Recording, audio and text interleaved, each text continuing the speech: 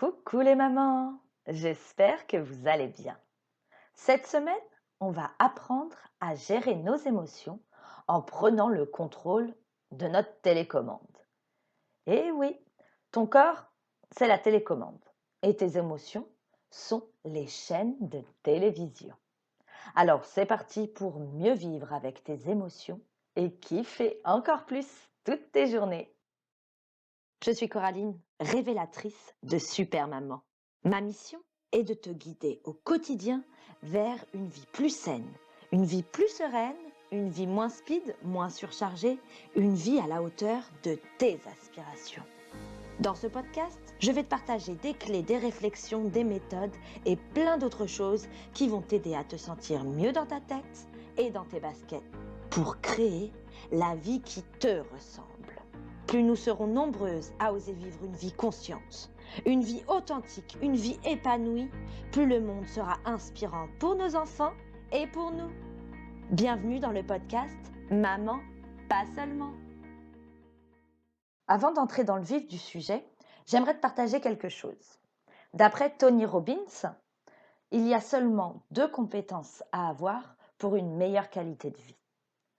La science de la réussite, autrement dit la capacité à progresser malgré les difficultés et les souffrances qu'on peut rencontrer dans notre vie. C'est pour ça que c'est important de se fixer des objectifs. Et d'ailleurs, on ne peut pas atteindre un objectif si on ne sait pas quel est cet objectif. En tant qu'être humain, on a envie de se sentir fier de soi. La réussite, le progrès, la croissance, le changement, le mouvement, l'accomplissement, etc. Tout ça nous fait nous sentir vivants. Alors, mets pause à cet épisode et détermine tout de suite 3 objectifs que tu souhaites atteindre dans les 6 prochains mois. Fais-le maintenant. C'est bon? Tu as 3 objectifs clairs et précis pour les 6 prochains mois? Parfait. Tu es prête pour le deuxième ingrédient. La deuxième compétence, c'est l'art de l'épanouissement. Autrement dit, c'est aimer sa vie telle qu'elle est. C'est être rempli de joie, de gratitude. D'ailleurs, j'adore cette phrase de Tony Robbins. Le succès sans la satisfaction, c'est l'échec suprême. Avoir ces 2 compétences va être nécessaire pour améliorer la qualité de ta vie.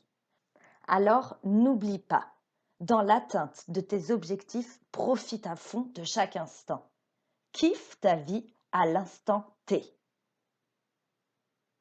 Je te vois venir, mais plus concrètement, qu'est-ce qui contrôle la qualité de ma vie? Ce qui contrôle la qualité de notre vie, c'est ce sur quoi on se focalise. Eh oui, ce qui contrôle la qualité de ta vie, ce n'est pas les circonstances, mais ce que tu décides d'en faire. Ce qui va déterminer une meilleure qualité de vie pour toi, c'est ce sur quoi tu vas décider de te concentrer. Si tu es comme moi, tu sais que si 10 personnes te font des compliments et une 11e te fait une remarque négative, tu vas passer ta journée à penser à cette fameuse remarque négative et complètement oublier les 10 autres qui ont eu un avis positif. J'aimerais te dire que si tu es heureuse seulement quand aucune frustration n'arrive de l'extérieur, tu as un petit pourcent de chance d'être heureuse. Si ce sont des choses externes, extérieures à toi, qui influencent ta qualité de vie, je t'encourage dès aujourd'hui à y réfléchir. Parce que les circonstances extérieures n'ont aucune influence sur la destination que tu peux atteindre dans ta vie. C'est à toi et toi seul de décider de te concentrer sur quelque chose que tu peux contrôler, plutôt que sur quelque chose que tu ne peux pas contrôler.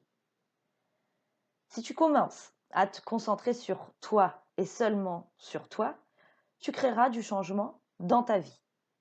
La question à se poser, c'est est-ce que je veux me concentrer sur quelque chose que je ne peux pas contrôler, autrement dit les autres, les circonstances, le passé ou l'avenir, ou Est-ce que je veux me concentrer sur quelque chose que je peux contrôler? Autrement dit, ma seule personne. Ce qui contrôle la qualité de ta vie, ce ne sont pas les circonstances, c'est ce que tu décides d'en faire. Ce qui détermine la qualité de ta vie, c'est pas ton passé, c'est pas d'avoir un conjoint, un bon conjoint, c'est pas le niveau de ton compte en banque, par exemple, ou c'est pas non plus le comportement de tes enfants. Bien sûr, tout ça, ça aide, mais ce qui détermine la qualité de ta vie, c'est de prendre cette décision de te concentrer sur ce que tu peux contrôler toi. Autrement dit, ton état intérieur. Tu peux arriver à gérer ton état intérieur beaucoup plus facilement que on peut le penser. Alors, n'oublie jamais, ce n'est pas ce qui m'arrive, c'est ce que j'en fais qui crée la différence dans ma vie. Pour que les choses changent, il faut que je change. Tu l'as compris, le seul facteur qui peut te faire réussir ou échouer, c'est toi. Toi seul peux contrôler et déterminer la qualité de ta vie. Et toi, de quoi tu as besoin pour prendre les choses en main? De l'énergie pour te mettre en mouvement. Sans énergie, il ne se passerait rien. Si le facteur contrôlant, c'est toi, mais que toi, tu es à plat, tu ne pourras créer aucune amélioration dans la qualité de ta vie. Et cette énergie provient de notre alimentation, de notre sommeil et de nos émotions. Pour rappel, une émotion, c'est un signal qui est donné à ton corps. Ce signal, on choisit de l'entretenir ou non. Et ça, qu'on soit conscient ou pas de ce qui se passe. Cette décision va avoir une conséquence directe sur notre niveau d'énergie, au sens physique bien sûr. Par exemple, 5 minutes de colère fait sécréter du cortisol. L'organisme va devoir utiliser son énergie pour réussir, entre parenthèses au bout de 6 heures, à supprimer ce cortisol et au final à rétablir le fonctionnement normal du système immunitaire. A contrario, quand on ressent de la joie, ça met en route une énergie beaucoup plus positive qui va donner de la motivation. Le corps va sécréter des endorphines et cette endorphine va nous donner au final l'envie et l'élan pour déplacer des montagnes. Notre niveau d'énergie est directement lié à notre état émotionnel, qu'il soit haut ou bas. Et cet effet, il se démultiplie dans le temps. Plus je déprime, plus je vais générer des choses déprimantes dans ma vie. Et plus je kiffe, plus je vais générer des choses kiffantes dans ma vie. Ici, l'idée, c'est de t'aider à créer un cercle émotionnel vertueux. Tes émotions sont du carburant pour tes journées. Alors demande-toi, quel carburant émotionnel est-ce que je choisis de mettre dans mon moteur? Sans cesse, les émotions vont et viennent. Et parfois, elles peuvent même nous submerger. C'est pour ça que c'est super important de les écouter et de les comprendre. Comprendre ce qu'elles ont à nous dire, mais surtout décider lesquelles entretenir et lesquelles laisser passer. On est toutes capables de devenir maîtres dans l'art de gérer nos émotions. Capables d'acquérir la capacité de changer la chaîne qu'on regarde aussi rapidement qu'on veut. Capables de changer constamment d'état émotionnel. Capables de changer notre vie, de générer un cercle émotionnel vertueux. Et figure-toi qu'il existe une stratégie imparable pour nous aider à créer de la joie dans nos vies, pour remplir notre moteur et créer du changement dans nos vies. Cette stratégie est fondée sur 3 piliers. Le focus, tout ce sur quoi tu vas te concentrer, tu vas le ressentir. Si tu penses à quelqu'un qui t'énerve, par exemple, tu vas te sentir énervé. Le focus que tu auras va déterminer l'émotion que tu vas ressentir. Le deuxième pilier, c'est le sens. Le sens qu'on va donner à ces expériences. Ce qui contrôle notre vie, c'est le sens que nous donnons à toutes nos expériences. Quand on vit une situation difficile, c'est à nous de décider quel sens on va lui donner. Autrement dit, à chaque fois que nous établissons un sens, un style, un genre d'émotion va se mettre en place. Et le troisième pilier, c'est la physiologie. Comme le mouvement crée l'émotion, le fait de se mettre dans un mouvement physiologique de joie va permettre de ressentir cette joie.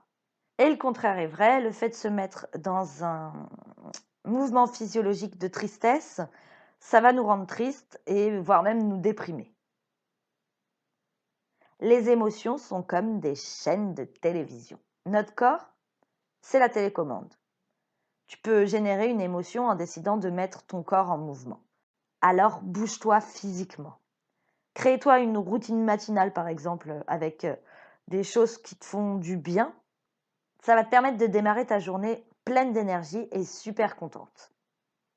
En résumé, pour t'aider à devenir maître dans l'art de gérer tes émotions, je vais te partager 3 questions à te poser tous les jours. La première, sur quoi je vais me concentrer? Quel va être mon focus? Sur ce que j'ai, sur ce que je peux contrôler, sur des choses qui me procurent de la joie, de la gratitude, de l'amour. La deuxième question, qu'est-ce que ça signifie? Quel est le sens? Quand je vis quelque chose de compliqué, est-ce une punition, un test, une fin ou au contraire le commencement d'une nouvelle aventure? On devrait être les seules personnes autorisées à donner du sens à nos propres expériences. Et la troisième question, qu'est-ce que je vais faire avec mon corps? Ici, fais attention à l'analyse qui paralyse. La seule chose qui te fera avancer, c'est de te mettre en action et de jouer avec tes émotions. Cette semaine, ton défi englobe forcément les 3 piliers focus, sens et physiologie. Chaque matin, j'ai bien dit chaque matin, crée-toi un état émotionnel favorable. Comment? Choisis une musique qui te motive à fond, avec des paroles qui signifient quelque chose ou pas de paroles du tout. Bref, faut que ça ait du sens pour toi. Et vis ce moment à fond, bouge ton corps, crée cette énergie débordante. Sois focus. Grâce à cette petite action de quelques minutes, tu seras plus concentré sur ce que tu as envie de vivre. À chaque fois que tu l'entendras, ça va te rebooster. Surtout, choisis une musique que tu kiffes, une musique qui fait bouger. Il faut que ça génère en toi une émotion positive, pas mélancolique, vraiment positive. Fais ça dès le matin parce que ton matin, c'est ta journée. La manière dont tu commences ta journée déterminera le reste de cette journée. Et si dans ta journée, tu as un petit moment de blues ou que tu te sens un petit peu débordé, bon, peu importe, si tu as un moment un peu plus négatif sur le plan émotionnel, n'hésite pas à réécouter cette musique et à te bouger. Profite de ce moment rien qu'à toi. Ici, le but du jeu, c'est pas de danser en soi, c'est pas de danser super bien, c'est vraiment juste de bouger tout simplement ton corps. Personne n'est là pour te juger. Si tu veux être sûr d'y arriver, souviens-toi, la répétition est mère de l'apprentissage. Ce sport émotionnel, c'est le fondement de ta réussite dans tous les autres domaines. Et tu sais quoi, je te lance le défi de démarrer tout de suite. Ta vie, c'est pas ce que tu fais plus tard, c'est ce que tu fais là, maintenant, tout de suite. Et voilà pour cet épisode numéro 16 de Maman pas seulement. Je vous souhaite à toutes une merveilleuse journée et plein de matins énergisants. À la semaine prochaine.